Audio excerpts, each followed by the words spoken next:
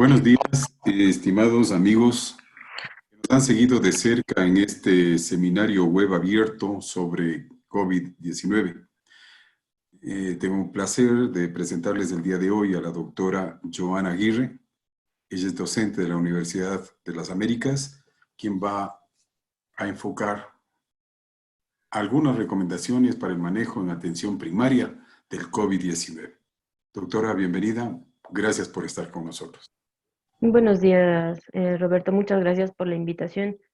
Es una oportunidad como para exponer cuál va a ser el proceso de atención de aquí en adelante eh, por la pandemia. Yo creo que yo voy a empezar con algo bastante sencillo y dicen, lo que puede pasar, pasará. Y es que nosotros veíamos muy distante la realidad de Wuhan y pensamos que a lo mejor no nos iba a pasar. Veíamos imágenes, todo un poco desgarrador y decíamos, no, no nos va a pasar, pero nos pasó. Y el nivel de contagio comunitario que se tiene en este momento nos ha cambiado completamente la forma de mirar y proyectar qué es lo que va a pasar. Porque no es que con las restricciones sociales va a cambiar o podemos regresar a lo que hacíamos antes. No, vamos a tener que modificar completamente, sobre todo los médicos. Por tanto, el objetivo de esta plática es un poco guiar en el manejo de atención primaria de los pacientes que pudieran llegar a tener COVID-19. Esa es una guía, pero alineándonos mucho con lo que hemos trabajado en los médicos que hacemos primera línea, es evitar nuevos contagios al personal médico, al personal que atiende atención primaria. Y sobre todo, el objetivo de tener claro qué es lo que debemos hacer en atención primaria es evitar el colapso de los centros de atención secundaria o terciaria, en donde hay pacientes que son graves. Entonces, la responsabilidad a nivel primario se va a convertir en un puntal de atención en esta pandemia. Pues empecemos más bien mirando que no es vamos a dar un tratamiento específico, porque en los pacientes que tienen pocos síntomas o son asintomáticos, la recomendación de tratamiento sigue siendo como cualquier proceso viral, de observación y de síntomas generales. El médico de atención primaria debe tener claro que existen puntos cardinales y recomendaciones generales. La primera es información. Se debe colocar información en sitios estratégicos sobre la higiene de manos e higiene respiratoria. Ese debe ser el médico que está haciendo atención primaria, sobre todo en sus centros de salud rural. Debe tratar de poner todas las informaciones, todas las pancartas que expliquen cómo debe ser un adecuado higiene de manos. Yo sé que todos hemos tenido un bombardeo de cómo debe hacerse una higiene de manos, pero el problema no es solo la higiene de manos, es la higiene respiratoria. La higiene respiratoria contempla hacer estornudar adecuadamente, es decir, metiendo en la parte interna del codo o poniendo el hombro para estornudar, o si es que uno tose, igual. Si es que a nosotros a la mano llevamos un pañuelo, explicarle al paciente que si bien se hace una limpieza de la nariz, debe haber después de eso una limpieza de manos. Entonces, parecen sencillas esta parte de la higiene de manos y la higiene respiratoria, pero son cosas que regularmente no se cumplen. Tengo a la memoria haber viajado en algún momento en un bus o en algún ambiente donde la mayoría de las personas mantienen su Kleenex para limpiarse la nariz y lo mantiene viable en la mano. Entonces, parte de las recomendaciones iniciales de atención primaria es algo tan sencillo como colocar información en sitios estratégicos. La segunda recomendación es colocar una mascarilla quirúrgica ante pacientes con síntomas respiratorios. Esto es lo que se llama, nosotros le llamamos un etiquetado de tos. Cuando alguien tose, independientemente de esta pandemia, ya con el H1N1, se nos quedó como un acto consciente que en todo paciente que respira se debe poner una mascarilla quirúrgica. Y no para protegerle al paciente, sino más bien protegernos del paciente, porque la mascarilla lo que hace es una barrera buena para evitar que las gotitas vayan al ambiente y contaminen. Pero esto un poco se nos ha pasado por alto y la gente dejó de hacer el etiquetado de tos. Hay una nueva normativa ya impuesta por las autoridades y es que ahora nos obligan a todos a utilizar mascarillas en ambientes eh, públicos o cuando nosotros salimos de la calle. Pero ya no es solo el hecho de decir que nos vamos a proteger, sino más bien lo que la autoridad em, quiere hacer es que las personas que son portadoras asintomáticas dejen de ser transmisores en grandes cantidades. La tercera cosa es disponer de dispensadores de soluciones hidroalcohólicas dentro de los centros de atención primaria. Es decir, que debe haber más puestos con solución hidroalcohólica. ¿Ya? No solo es decir, vamos a decirle a la gente que se lave las manos, sino que también debemos disponer de solución hidroalcohólica, porque la solución hidroalcohólica sigue siendo un mecanismo de higiene de manos que puede suplir un lavado con agua corriente, porque no en todos los lugares, en los centros de atención, hay un baño disponible para hacer un lavado de manos. Entonces, la solución hidroalcohólica ayuda muchísimo. Solo recordar que no importa que cuántas veces se pueda poner una persona solución hidroalcohólica, la higiene de manos se mantiene.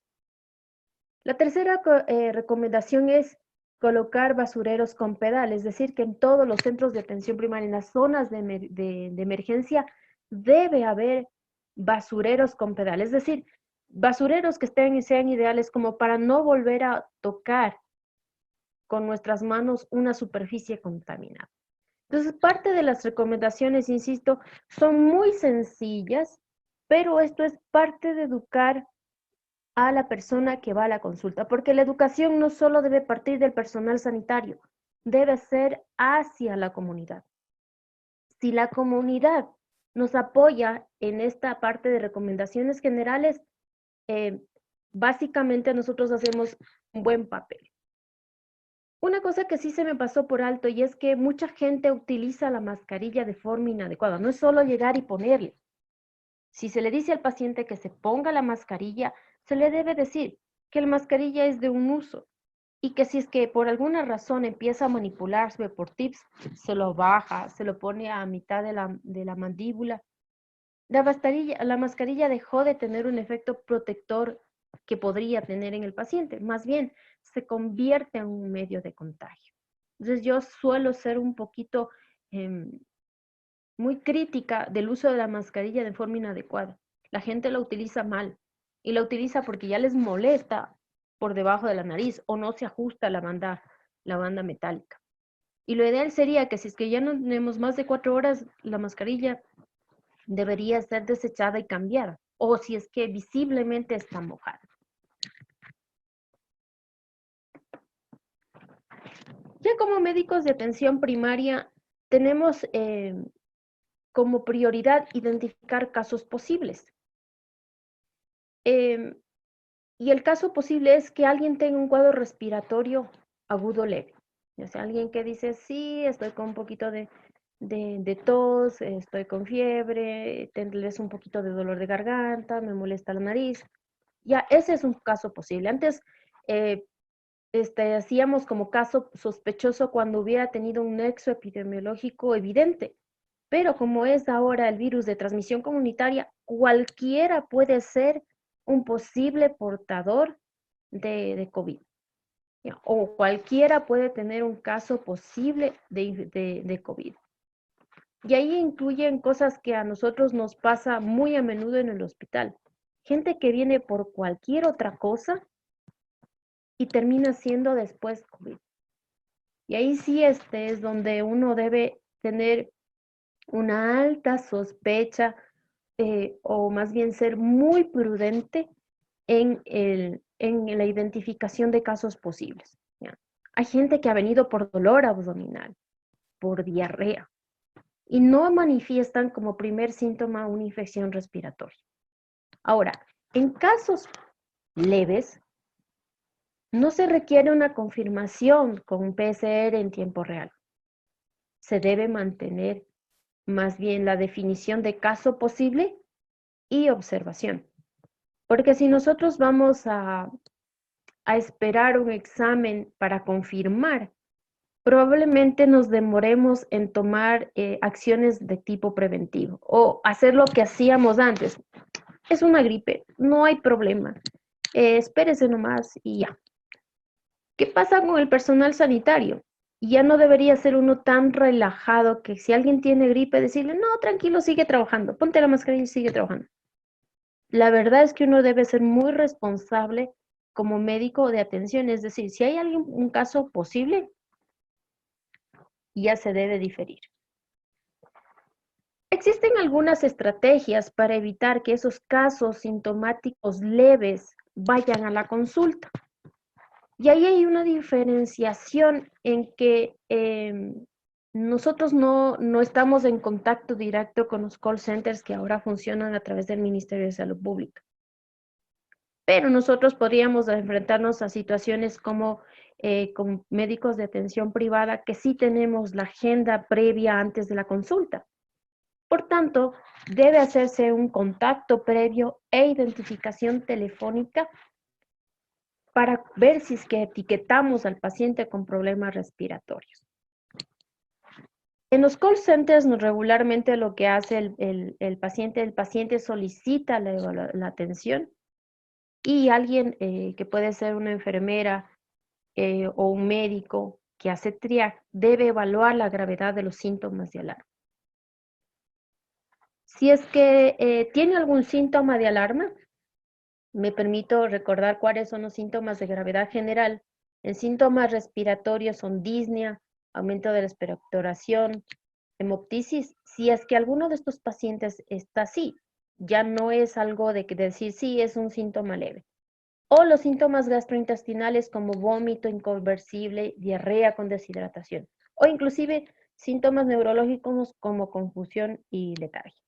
Por tanto, la persona que hace primer contacto hace un triaje del paciente, mira si tiene síntomas de alarma y si tiene síntomas de alarma, debe hacer una derivación a un segundo nivel de atención, notificando de forma muy responsable que la persona que va a hacer debe tener un equipo de protección personal adecuado. Si los síntomas son leves, la recomendación es autoaislamiento. Y decirle o comentar con las personas y asegurarse que tienen una condición de aislamiento, porque yo puedo identificar y notificar eso, pero si una persona no puede, vive en una sola área con toda su familia, las probabilidades de que haga un autoaislamiento es limitada. Y ahí nos queda un vacío de que aquellas personas que estuvieran con síntomas leves deberían ser enviados a una zona o debe ser apoyado para hacerse un aislamiento en otro lugar. Pero bueno, es más bien una recomendación porque uno no está trabajando directamente en este tema de identificación como call center. Pero, digo, insisto, no es un problema porque podríamos hacerlo en nuestro ambiente de comunidad o cuando es la privada. Los pacientes con síntomas leves no deben quedarse solo en una recomendación de autoaislamiento o asegurarme que tengo una condición de aislamiento. Debe hacerse una monitorización de cada 24 o 48 horas para evaluar síntomas graves o síntomas de complicaciones asociados al COVID.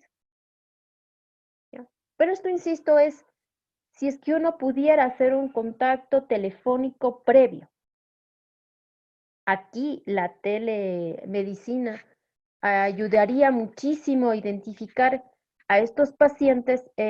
Ventajosamente en este momento hay algunas plataformas disponibles no digo de solo de parte del Ministerio de Salud Pública, sino parte privada, que podríamos hacer este abordaje inicial. Suponiendo que es alguien, un médico especialista, sería un compromiso previo a la consulta. Lo que hace regularmente la secretaria es de confirmar la asistencia, es tratar de identificar si algún paciente viene con síntomas respiratorios. Aunque, insisto, en este momento, como los pacientes pueden ser portadores asintomáticos, el nivel de sospecha se debe mantener.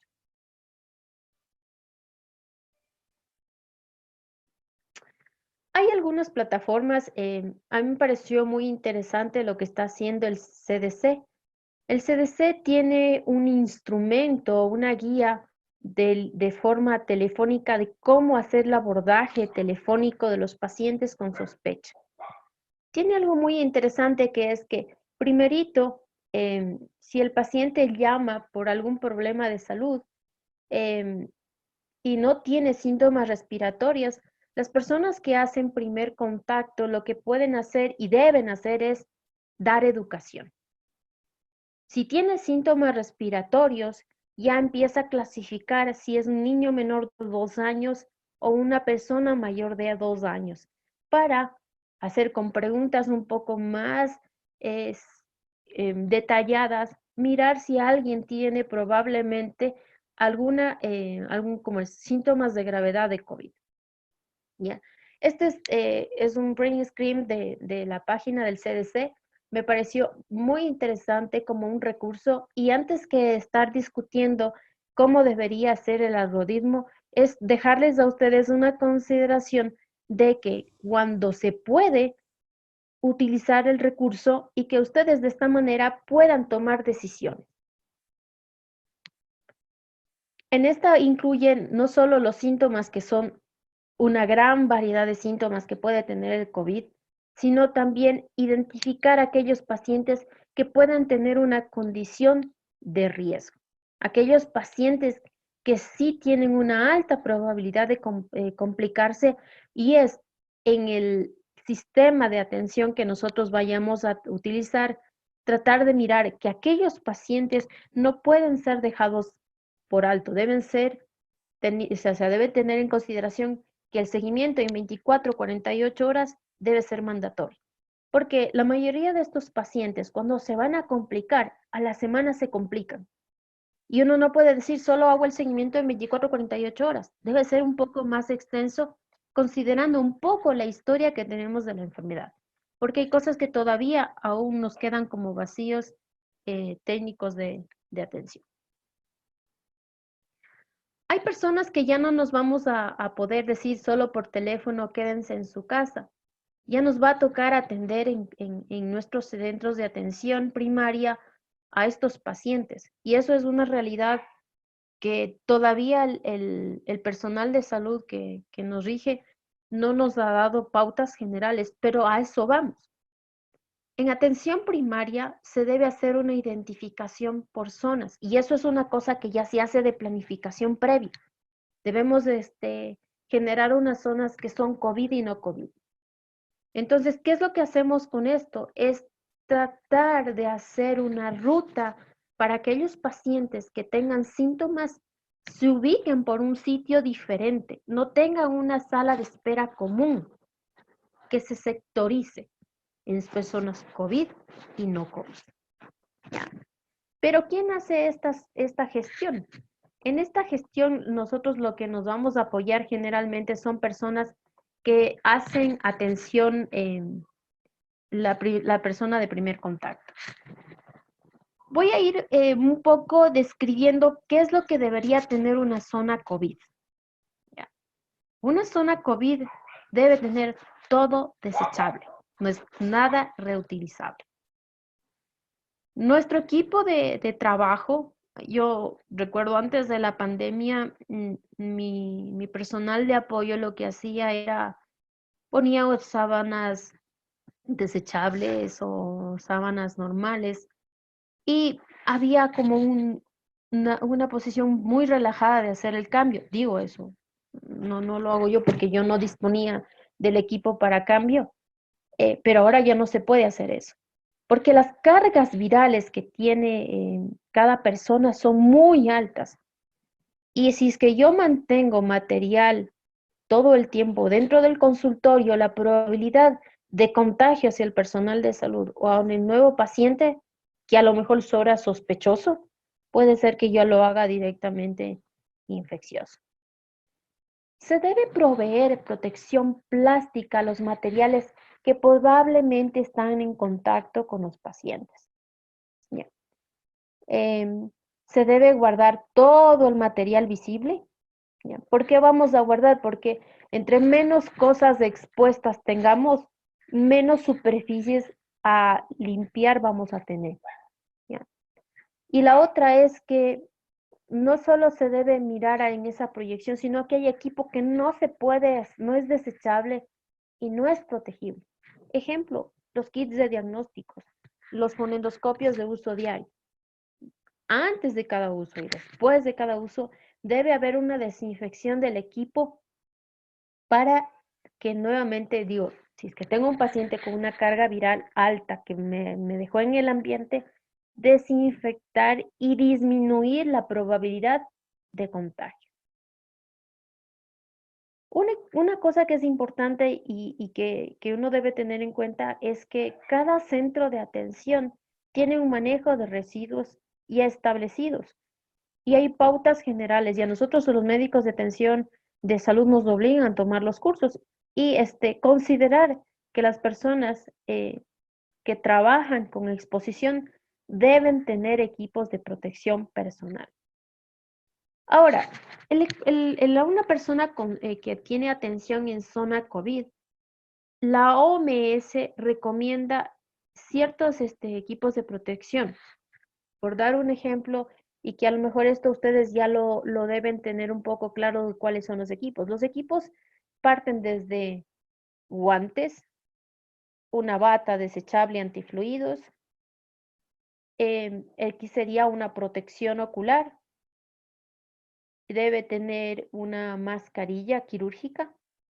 Y yo sé que voy a generar ahorita tal vez un tema de discusión, pero este equipo de protección es cuando va a manejar pacientes que no van a generar aerosoles.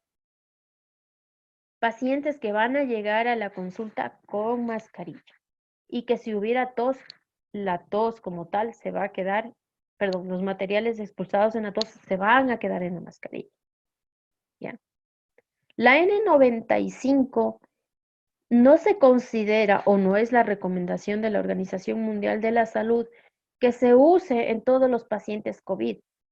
¿Ya? Porque no sé si a ustedes les ha pasado, pero nosotros que pasamos con la mascarilla N95 y las gafas, producen úlceras a nivel de la región del dorso de la nariz y la cara, que es indescriptiblemente molestoso. Yo no puedo explicar a ustedes la desesperación que uno tiene. Ya, no solo es algo que te pica la cara, que tú dices, me aguanto, duele. Entonces, un 95, inclusive los mismos fabricantes te dicen no utilizar más de 8 horas porque molesta, duele, lastima, ulcera la cara.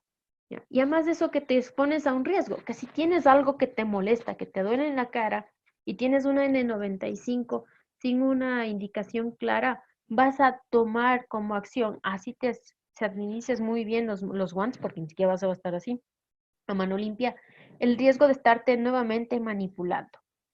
Y el virus ingresa a nuestro cuerpo por autoinoculación, es decir, más bien por con una acción de que uno se relaja y se olvida y por eso puede de inocularse. Entonces, los equipos de protección personal para los centros COVID, no es, insisto, que yo quiera generar un dilema o como es o una controversia, es que debería ser con mascarilla quirúrgica. Ojo, cuando no se generan aerosoles.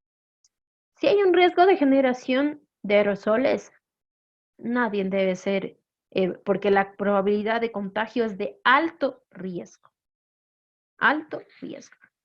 Entonces, por tanto, la mascarilla debe ser claramente evidente. Ahora, si me preguntan a mí, si yo tengo una zona donde tengo pacientes tose, utilizar una mascarilla quirúrgica me va a dar miedo porque aún quedan vacíos o se ha generado un dilema que ahora el virus podría estar manteniéndose en el aire más de 3 horas, porque hay microaerosoles que se mantienen suspendidos en el ambiente. Digo, la normativa de la OMS dice que se podría utilizar cuando no se generan aerosoles una mascarilla quirúrgica, pero todavía quedan vacíos. E inclusive parte de la información que estoy dando puede ser que de aquí a una semana, a un mes, las recomendaciones cambien completamente. Hay que asegurarse en las zonas COVID que tengan contenedores de riesgo biológico. Ahí no se debe considerar que uno tiene un basurero de desechos generales, porque todo el ambiente va a tener una carga viral alta. Entonces, esa clasificación de desechos generales a desechos biológicos, aquí ya no se debe considerar. Es más, si uno hace el curso de desechos en atención, está claro que los desechos que se generan en zonas contaminadas, todos se consideran de riesgo biológico. Se debe asegurar que haya un dispensador de solución hidroalcohólica fuera de la zona COVID y dentro del área COVID. Si es una área COVID alta, deben haber muchos más dispensadores de solución hidroalcohólica. La zona COVID debe tener agua corriente, es decir, debe haber un lavamanos, porque no siempre uno va a poderse higienizar solo con gel alcohol. Hay un momento en que el gel alcohol se convierte en un problema y que se genera que la glicerina se aglomera en nuestras manos y ya nosotros vemos que nuestras manos son visiblemente sucias. Aunque estemos con guantes, podríamos necesitar en algún momento lavarnos las manos o el paciente va a quererse lavar las manos, porque los pacientes no deben ingresar a la zona COVID con guantes. Deben ingresar con su mascarilla quirúrgica sin guantes, porque los guantes son una forma de propagar los virus a otras zonas. Debe haber un baño propio para uso del personal que está dentro ahí. Y también debería haber un registro de las personas que ingresan, porque si no se tiene un registro y a lo mejor hubo un contacto con alguien sospechoso, se deben considerar como personas que tienen un alto riesgo de exposición si no hubo una adecuada exposición, perdón, un adecuado uso del equipo de protección personal. Ahora tenemos pacientes que no son los que vienen por call center. No son aquellos pacientes que uno puede programar y decir, mire, si tiene síntomas respiratorios leves, quédese en la casa. Hay gente que va a acudir a los centros de atención primaria por demanda espontánea. ¿Ya? Y a ellos no les puedo decir, váyanse a la casa y yo les llamo para ver si ustedes pueden venir, sino que uno ya debe generar un proceso, una ruta de qué hacer con estos pacientes. En demanda espontánea, primero debe haber una identificación del paciente o la etiqueta de paciente con problemas respiratorios. Por tanto, el personal, si es un personal de atención un poco grande, vamos a tener a alguien que hace admisión. Esta persona de admisión ya le dice, usted tiene un síntoma respiratorio y lo que primero debe hacer es proporcionar una mascarilla. Ya lo etiqueta. La tercera cosa que esa persona debe hacer es notificar al personal del área de COVID. Entonces, yo le debo notificar a la persona responsable que en nuestros centros de atención son una enfermera y decirle, mira, yo tengo un paciente con síntomas respiratorios. Porque esa persona a cargo de ese paciente debe orientar la atención. ¿Y cómo es la orientación de la atención? Es decir, mire, señor, a la consulta debe ir una sola persona, ¿ya? Si es una persona adulta mayor con algún problema en especial, ahí se debe decir, bueno, sí se puede aceptar que pase, pero debe haber las mismas condiciones que el mismo paciente. Uso de mascarilla y enseñar a hacer el uso de solución hidroalcohólica, ¿ya? Porque hay gente que solo dice, sí me pongo el gelcito y hace Ya, se debe intentar que al menos se deban hacer algunos pasos para una buena higiene de manos. Entonces, estos pasos deben ser muy organizados y deben ser bien señalizados. La persona a carga del área debe acompañar al paciente por una ruta que no sea común. Se debe señalizar por dónde podría circular. ¿Ya? Si hay un centro de atención donde ustedes puedan literalmente hacer un cambio de puerta de entrada de estos pacientes, va a disminuir el riesgo de contagio a personas que tengan un alto riesgo. ¿Ya? ¿Quiénes probablemente sean los pacientes que más problemas respiratorios lleguen? No son los adultos mayores, son los niños. Y los niños son excelentes transmisores. Entonces, si es que nosotros tratamos de hacer esa separación, esa gestión de ingreso de pacientes COVID y no COVID, van a probablemente disminuir el número de casos comunitarios. Una vez que ya se ha cumplido con esta primera parte de la identificación o la etiquetación de los pacientes, que el personal de apoyo me ayuda con la orientación, con la educación al paciente, ahí debe haber ya una evaluación médica. No debe ser que el paciente llegue de primer contacto a la consulta y al médico lo exponga, porque la persona que hace admisión lo hace a más de 2 metros. Lo hace con una mascarilla y el hecho de que esté a esa distancia le da una prudencia, un tiempo suficiente para tomar las precauciones adecuadas. Creo que la mayoría de los contagios que se han generado a nivel del personal de salud es justamente, creo que un poco la ingenuidad de no cumplir pasos tan sencillos como la etiqueta de quién tiene problemas respiratorios. No se vale que recién se haga la etiqueta cuando el paciente vaya a una consulta y la consulta haya sido de no COVID. Es injusto, irracional. ¿Cuándo se puede hacer a través de un proceso simple una etiqueta? Si no etiquetan, nos estamos exponiendo a los médicos en forma heroica de forma inadecuada. Bueno, hicimos la admisión, etiquetamos del paciente, luego viene ya la evaluación médica. En la evaluación que el médico debe hacer es una evaluación de los síntomas respiratorios, identificar síntomas de alerta y comorbilidades y si es que se hace la consideración de que el paciente necesita criterio de ingreso y derivación, se debe hacer la gestión. Yo no voy a enfocarme mucho en esta parte de hacer una valoración de criterios de ingresos y derivación, porque entiendo que ya ustedes, ya bajo el programa que está comandando Roberto, ya hicieron una evaluación del paciente crítico general. Y en la identificación son síntomas del alarma.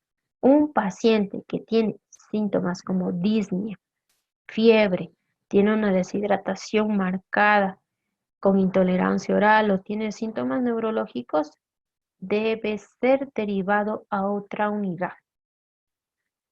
De ahí un poco la lógica que, digo, nuestra autoridad sanitaria diga, hay un hospital de referencia para estos pacientes, para que se concentre y no se disemine a otros pacientes.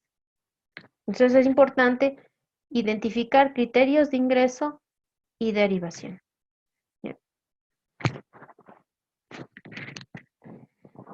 En prevención, los equipos de protección deben partir de un lavado de manos adecuado.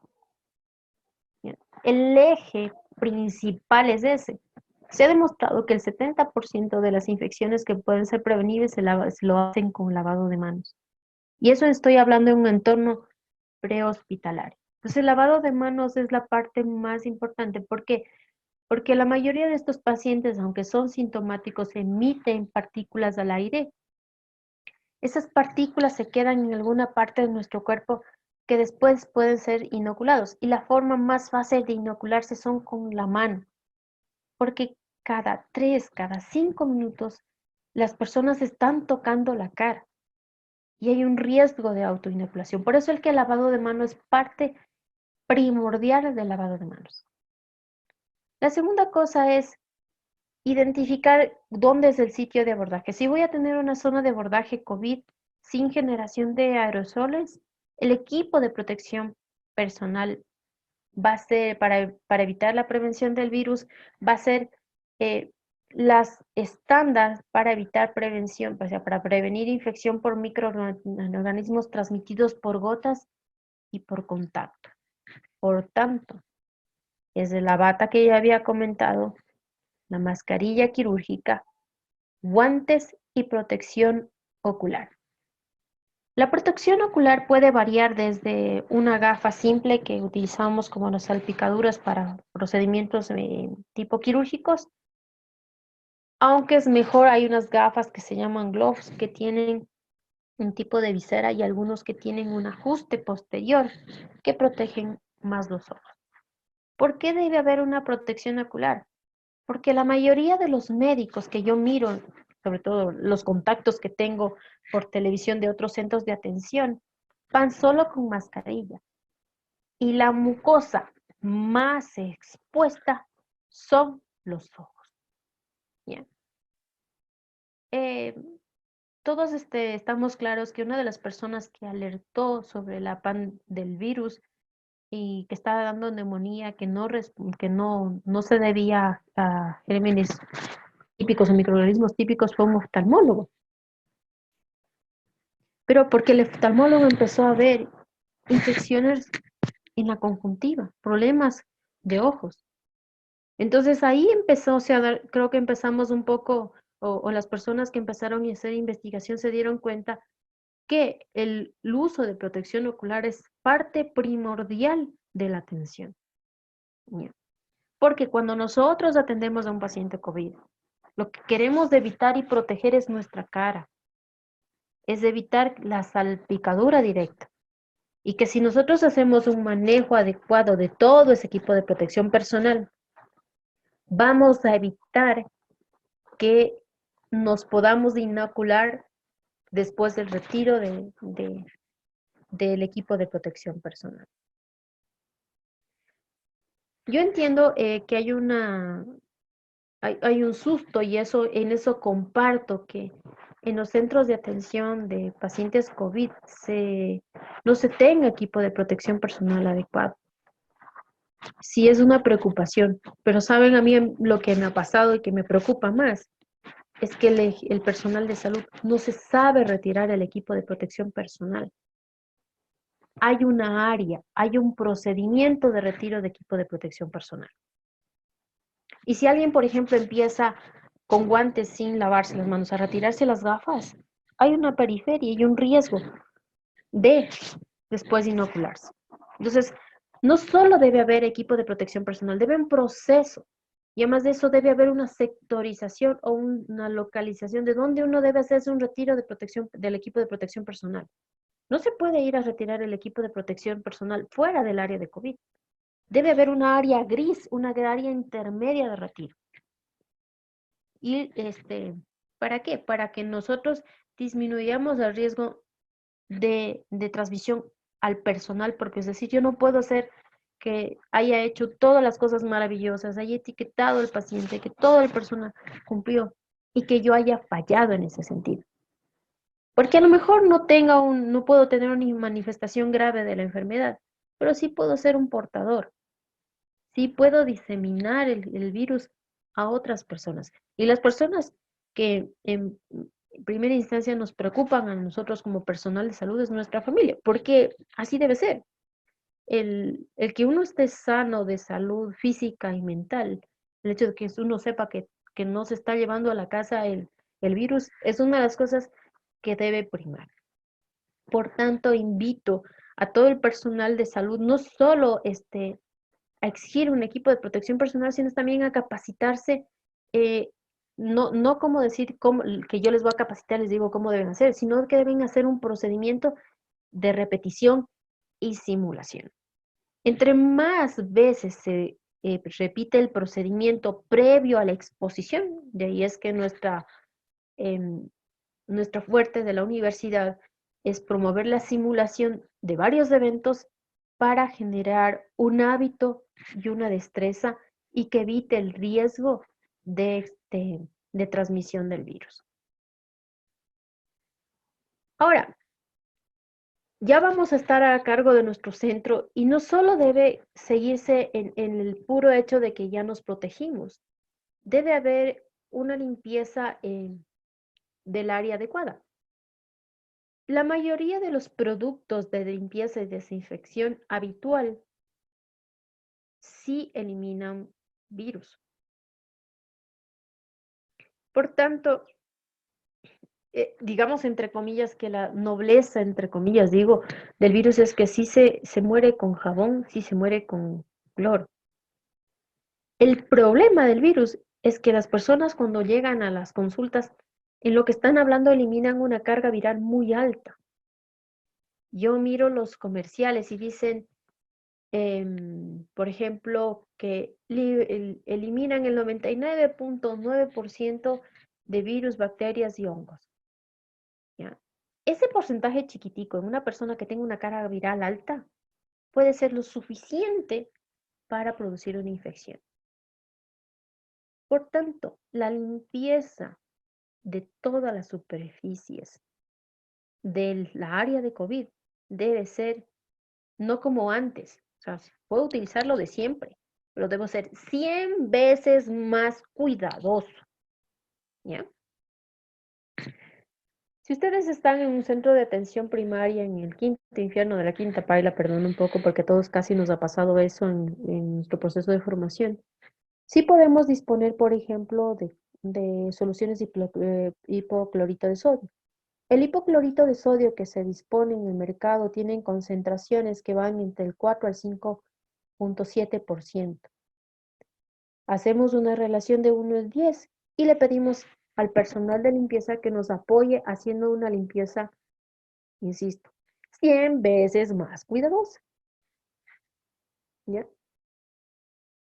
La recolección, si es que alguien, por ejemplo, elimina fluidos o sangre, la idea no es que vamos a limpiar como esparcer, sino que tratar de mirar o buscar cosas que puedan absorber y así, con esa forma, desechar como en los botes de riesgo biológico. Pero se debe también asegurar que el personal de limpieza no solo sea 100 veces cuidadoso, sino que también porte el equipo de protección personal. Y el equipo de protección personal para estas personas va a ser todo lo que ya habíamos comentado, ¿ya? Pero con el cuidado de un poco enseñar a nuestra personal que nos apoye en la limpieza, es que si es que manipulan los basureros y hacen que, por ejemplo, caiga bruscamente la tapa, se puede generar un aerosol y hay un riesgo de contaminación. Digo, y hay muchas cosas que van a cambiar y no es que yo estoy dando la última palabra en cuanto a recomendaciones. Puede ser que en un mes o 2 meses ya digan no solo mascarilla, sino N95. Pero yo voy a dar mi apreciación personal. Yo al inicio decía que un poco estaban medias disparatadas las recomendaciones de la OMS, decir que no utilicen N95 para todo. Pero el N95 molesta. Debe estar generado un sello hermético en la colocación. Y además de eso, que aumenta el esfuerzo respiratorio, porque es un respirador. Es algo que no es que nosotros vamos a intentar respirar por los bordecitos. Si está bien colocada, nosotros vamos a respirar por el equipo. Y eso genera un aumento de la frecuencia cardíaca, un aumento de la respiratoria y el esfuerzo. Por eso es que cuando nosotros utilizamos un N95, queremos salir corriendo porque es muy cansado. Físicamente y mentalmente es muy agotador utilizar el N95. Pero insisto, si a la semana, al 2 meses o lo que sea, la OMS o el CDC nos dicen no tienen que utilizar la N95, se tendrá que utilizar la N95. Estas cosas van cambiando porque recién llevamos más o menos casi 5 meses desde que empezó el brote, entonces, perdón, y habrá cosas nuevas que van a cambiar. En nuestros centros de atención van a cambiarse, vamos a tener que a lo mejor hacer manejo de contactos. Si alguien tenemos un caso posible en la consulta, se le debe recomendar identificar a todos los contactos y que hagan una cuarentena domiciliaria. ¿Ya? Los contactos cercanos en este momento que estamos en aislamiento social son fácilmente identificables, pero una vez que se retomen las actividades, probablemente no. Por eso es que es tan importante las medidas de aislamiento, es para que aquellos casos posibles se cuarentenen solos en casa sin ninguna, como es, mucha recomendación. Para no colapsar tampoco los call centers, porque yo sé que los call centers que ahorita se están, perdón, las personas que están haciendo telemedicina a través del Ministerio de Salud Pública sí tienen dificultades porque hay personas que tienen muchas necesidades, no solo de educación, sino también de qué deben, cómo deben proceder. En aquellas personas que están en cuarentena o que estuvieron en contacto con un posible caso, se les debe decir que se mantienen en seguimiento pasivo, es decir, que se los tiene tal vez registrado en el centro de salud y se les va a hacer un seguimiento activo a menos que desarrollen síntomas. Es decir, en aquellas personas que se desarrollen síntomas, ya se debe hacer un examen para diagnosticar. Pero inclusive en ellos no se debe hacer un examen de rutina. ¿Ya? En ellos pacientes que tienen un seguimiento pasivo, que desarrollen síntomas graves, se debe hacer un diagnóstico de rutina. En aquellos que tienen síntomas leves, como ya había empezado, no se debe hacer, solo se debe observar. El manejo de los contactos debe incluir una educación en cuanto a higiene respiratoria. Si no hay una higiene respiratoria adecuada, la probabilidad de contagios va a ser alta. Yo he hecho algunas revisiones y he visto un poco la proyección de lo que dicen los expertos en esta pandemia y dicen que no es que vamos a salir en mayo o en abril, no sé exactamente cuándo va a ser la fecha del autoaislamiento, sino que vamos a tener que convivir con todos, con toda la pandemia un buen tiempo. Y el manejo de atención primaria buena va a evitar el contagio de más personas. No sé si hasta aquí ustedes tienen preguntas. Yo he intentado hacer un abordaje de cómo debe ser, hacia dónde vamos a ir en atención primaria una vez que se retomen las actividades de personas que probablemente vayan a tener todavía síntomas por COVID, porque no se va, la pandemia va a seguir, no es que van a disminuir los casos completamente, lo que están evitando ahorita es que se colapsen los sistemas de salud. Ok, si hay alguna pregunta para la doctora. Buenos días, yo tengo una pregunta. Buenos días. He visto mucha gente que utiliza, por ejemplo, los guantes de nitrilo y sobre los guantes de nitrilo se colocan gel antiséptico y también llegan a casa y lavan esos mismos guantes y los vuelven a usar y a usar y a usar. Entonces quisiera saber, o sea, supongo y tengo entendido que eso no debería ser una medida de bioseguridad porque después del uso se deberían desechar los guantes. Sin embargo, he visto que mucha gente hace esas cosas y quisiera saber si tiene algún nivel de seguridad o la conducta es totalmente incorrecta. Muchas gracias. Muchas gracias por la pregunta.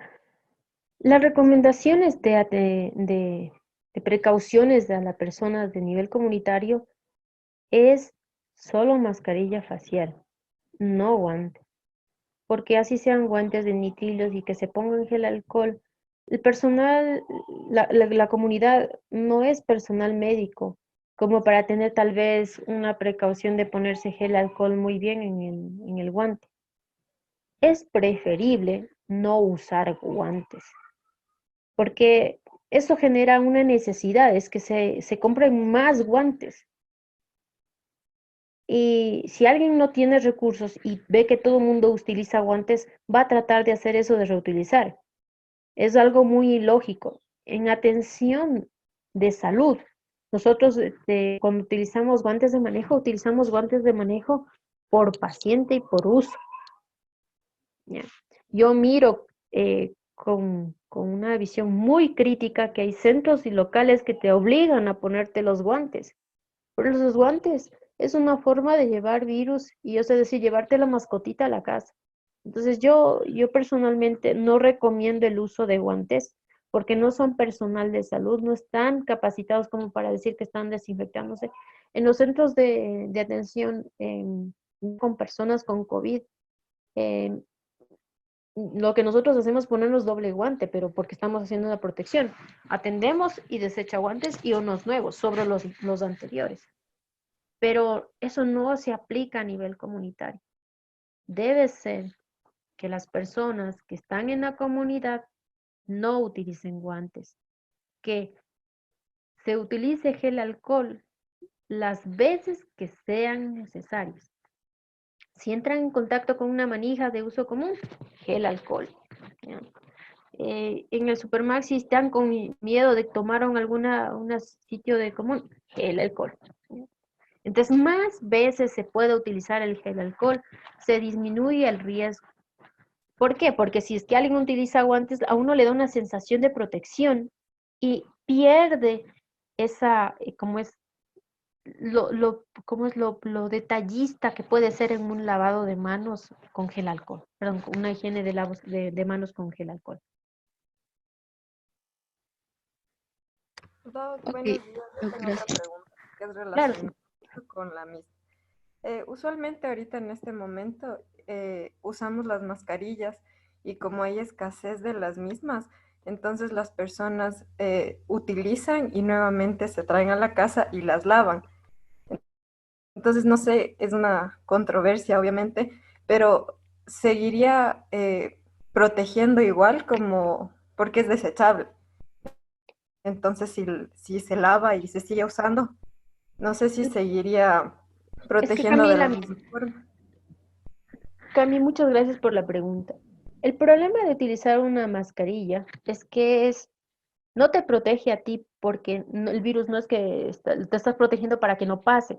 Lo que te estás evitando es que si alguien te salpicó, que violó el tiempo de estar a menos de 2 metros y te salpicó un poco de saliva en la mascarilla, el rato que te retiras, que te pones gel alcohol, la manipules desde la asa que está teóricamente sin contaminar y así se deseche. Si alguien quiere reutilizar, ¿qué es lo que va a hacer? No se va a poner gel alcohol para retirársela, la va a doblar y la va a poner en su cartera. Y si la va a poner en su cartera, la probabilidad de llevarse el virus a la casa y que se contamine el resto de sus cosas es alto. Y en algún momento sacó la llave del auto y en algún momento va a pasar, porque esto es inevitable. Todos tenemos un tic de estarnos tocando la cara. Te vuelves a tocar la cara y en una de esas te friegas el ojo y te inocula. O lo que alguien hace es manipularse la nariz o tocarse la boca, se me inocula. Entonces, usar mascarillas para reutilizar más bien se convierte en una forma de contagio. Sí tenemos un problema, es que estamos con problema de abastecimiento de mascarillas, pero las mascarillas ya no están solo siendo para protección. Yo miro desde la visión que están implementando la medida de poner una multa, es evitar que aquellas personas que son asintomáticas y que son portadoras, sino que van en la calle, van diseminando el virus, sean más bien que contengan el virus. Ya no es una sola política de solo decir, solo es para protegerme. No, ahora es para que tú te evites el riesgo de ser un potencial transmisor. Hay gente que llega a la casa y se relaja, se quita la mascarilla y todo. Y si no tomó alguna precaución de eso, el riesgo de transmitir a nuestras personas que tienen vulnerabilidad es súper alto. Entonces, ¿qué le puedo decir? Hay posturas que te dicen que utilizan mascarillas que son de tela, que no tienen los materiales. Aún son recomendaciones que quedan y flotan en el aire, ¿no? Por eso es que ahorita lo ideal sería que si alguien salga como está programado, una vez por semana para hacer compras y regresen, no para que salgan todos. Ahí sí nos faltarían muchas mascarillas. Gracias. No, muchas Buenos, gracias por la pregunta. buenos, buenos días. Buenos días. Felicitaciones, doctora Joana, por la excelente presentación que hace. Yo personalmente trabajo para un servicio médico de empresa en una industria metalmecánica con más de 600 trabajadores. Nos hemos reunido todo el equipo de seguridad salud, yo estoy a cargo del tema de salud, donde hemos preparado ya un plan de reinicio, tratando de ir cerrando la brecha de contacto entre las personas. Sin embargo, cuando esto se llegara a dar, ya no sé en cuánto tiempo, ¿qué opina usted sobre las pruebas rápidas? Por un lado. Y por otro lado, existen o están a la venta estos famosos túneles de desinfección, donde yo he averiguado, utilizan el amonio cuaternario en primera línea y en segundo, alguna sustancia clorada como el hipoclorito de sodio. ¿Qué nos podría ayudar con respecto a esto, doctora? Muchas gracias. La primera pregunta estaba enfocada al reiniciar las actividades. Me perdí un poco en el sentido de la pregunta. Em, de los test rápidos, hay una postura. Los test rápidos tienen una sensibilidad baja, pero en pacientes que son sintomáticos, si sale negativo, nos da una oportunidad para pasar a la siguiente prueba de confirmación, que sería PCR, pero en pacientes sintomáticos. En pacientes asintomáticos no tiene mucho sentido porque podríamos gastar muchas pruebas y como no tiene una buena sensibilidad, más bien haríamos un gasto que no sería tan bueno. Hay una idea que con el tiempo las autoridades nos dirán si es un viable o no, es más bien hacer anticuerpos. Pero los test rápidos, al nivel que usted quisiera aplicar, va a ser complicado en probablemente un costo muy alto, digo muy alto, a menos de que la cantidad de pacientes sintomáticos que ustedes manejen sea diferente. Aunque yo más bien considero que la postura más adecuada es que se etiquete. Educar a las personas antes de inicio es que si alguien tiene síntomas respiratorios, generar más bien una cultura de confianza, de que se quede en la casa, es etiquetarlo de forma temprano y que si fue por demanda espontánea, todos tengan un proceso de atención para que no haya una exposición inadecuada. Debe haber una conciencia muy generalizada en que las personas con síntomas respiratorios no deben ser o exponer al resto de la gente. Eso por un lado. Ahora, en cuanto a las cámaras de sanización, estoy todavía un poco con vacíos porque esto es reciente que he empezado a leer y el virus se muere fácilmente.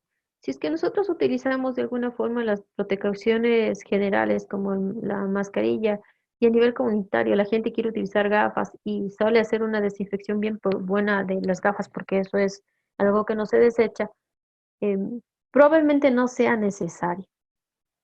Probablemente no sea necesario, digo a nivel comunitario, porque yo, por ejemplo, escuchaba en el sitio donde yo vivo que querían adquirir la cámara para uso común, pero insisto, todavía tengo un vacío como para poderle contestar esa pregunta. A nivel masivo, como ustedes tienen, probablemente la recomendación sea diferente.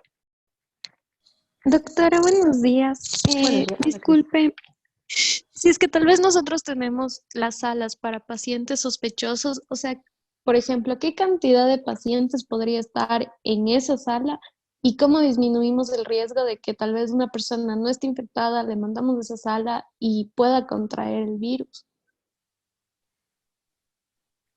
Verá, en atención primaria, si no hay otra opción de, como es hacer una atención individualizada de un solo paciente, la recomendación es que que al menos haya una distancia entre paciente y paciente de 2 metros, ¿ya?